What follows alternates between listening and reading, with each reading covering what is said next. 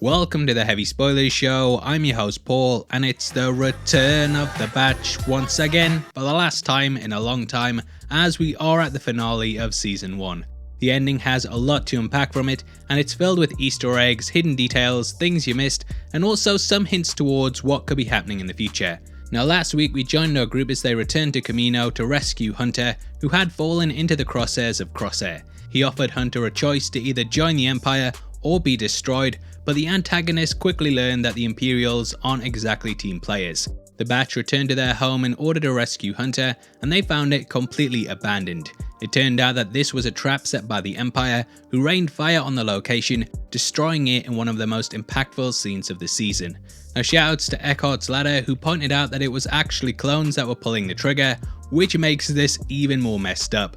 Fear not though, young Padawan, as Season 2 was actually announced before that episode went live, so no matter what happens at the end of this, we know that we'll see Batch Streets back alright.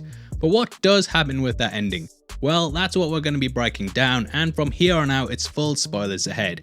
But one last time, I need you to smash the thumbs up button, and don't forget to subscribe as we're going to be breaking down Star Wars Visions throughout September and October. With that out of the way, thank you for clicking this. Now let's get into episode 16 of The Bad Batch. Now the episode itself is called Kamino Lost, which no shit. However, this symbolically carries a lot of meaning beyond just the location. To me it sounds very much like a sports announcement for when a certain side loses a game. The clones are all technically Kaminoans, as that's where they were created, and with their home being destroyed, Kamino Lost. Now we open with the siren, which was first heard on... Sorry, that was a bit of a reach. Sorry about that. Now we open with the siren, which was first heard on the Death Star as the laser is powered up. This noise too appeared in The Mandalorian during the Bo-Katan episode, and it instantly grabs your attention to let you know how much trouble they're in. The Empire completely smashed the place up like you should smash that like button, and Omega, AZ and Crosshair are cut off from the batch. Last week when Hunter told Crosshair that the Empire would get rid of the clones, the latter said not the ones that matter. Clearly no clones matter to the Empire though, as they are of course now in deep with Project Warmantle, which is completely replacing them. We can see that there are clones manning pretty much every position on the starship except the one that matters. One actually sounds a bit heartbroken over destroying their home, but it's clear they're all still following their orders. I think this really comments to how people will often go against their best interests because someone in a position of power tells them to, and though the Empire gets all of the blame for wiping out the clones, they too had a hand in their own destruction. Hunter later says that blind allegiance makes you a pawn, and we can very much see how the Empire manipulates everyone and everything. Crosshair even blames the batch at first, and he would of course only consider this if he believed himself to be valuable. Next we cut to AZ's eyes, and this close-up was the first time I noticed that they actually pull the design across from C-3PO. PO was of course a bumbling nervous droid, much like how AZ is, and it's sort of like Buster, it rhymes. Now we learn that AZ was programmed by Nala Se and the Kaminoans to protect the batch at all cost, and it very much speaks to how important their differing DNA strand is. They manage to reunite, and we watch as Taboka City falls into the ocean. It's very impactful, and though I thought last week's ending was devastating, this one feels even worse. Under the water we catch the tunnel from last week that the batch travelled through, and the design of this was based on the one in Empire that Luke fell through after facing off against his father. This provides a way out for them, even if it is a bit forced, because in Star Wars it's not a coincidence or bad writing, it's the Force. Now Crosshair has a choice to either remain behind and die, or to join his brothers. Conveniently their room is still intact, and here they sort of reminisce on the past and what's come to pass. Crosshair says soldiers follow orders, which was a catchphrase muttered by the clones after their chips activated. Crosshair said it in episode 1 whilst arguing that they should kill Saw Gerrera, and Wrecker 2 said the phrase whilst trying to kill Omega. You might also remember it as being something that Tup repeatedly said in the Clone Wars. His chip activated early, which made the clones and Republic believe that he'd gone crazy. However, he was actually showing what was coming, and it was a nice bit of foreshadowing that's shown up a lot of times in the saga. They make their way through the tunnels, but the cracks in the plan start to show as the glass in it begins to split. This isn't exactly the best place to have an argument, and Wrecker starts saying that they still would have taken him back, which we know is true as they're happy to work with him now. Tech seemingly defends him, but he clarifies that just because he understands that it doesn't mean he agrees, which is something that we should definitely bear in mind when shouting at people in the comments section of YouTube. Now shout out Simon A. Berman on Twitter for pointing out that this glass cracking is very reminiscent to the scene in The Lost World, and it very much spells danger. He's been part of my crazy gang every week, and little bit of trivia for you. Simon's from Norway, and the Bad Batch is actually called the Crazy Gang in Norway because of all their crazy shenanigans.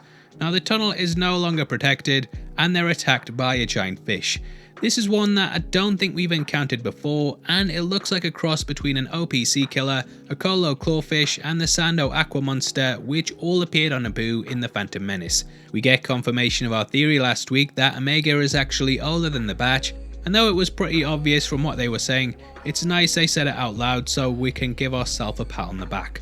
Rare if that ever happens, so let's just forget about all the things we got terribly wrong and move on and say that heavy spoilers, he always gets it right, the son of a bitch. Now we very much see that Crosshair is still indoctrinated, and he believes that he'll be part of the Empire and their grand plan. This speaks to his actions towards the end, and though I have no idea how he's going to get off the planet, he very much thinks that he's still one of their VIPs. However, Hunter says that all he'll ever be is a number, and every time that the Empire have referred to him in the series, it's been as his CC designation.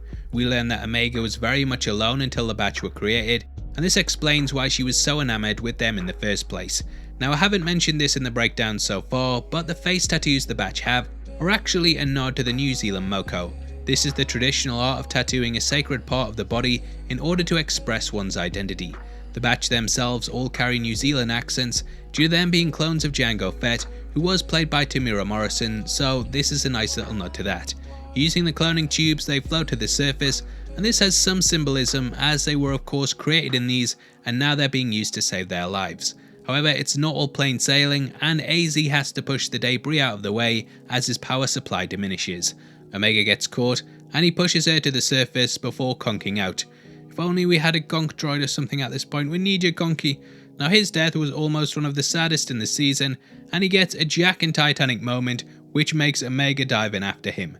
Crosshair actually saves the character after making it seem like he was going to shoot her, and he of course had orders to destroy them if they wouldn't join the Empire, so this action very much shows that he switched sides again. However, he decides not to join with the Batch, and they state that though they want different things, it doesn't mean that they have to be enemies.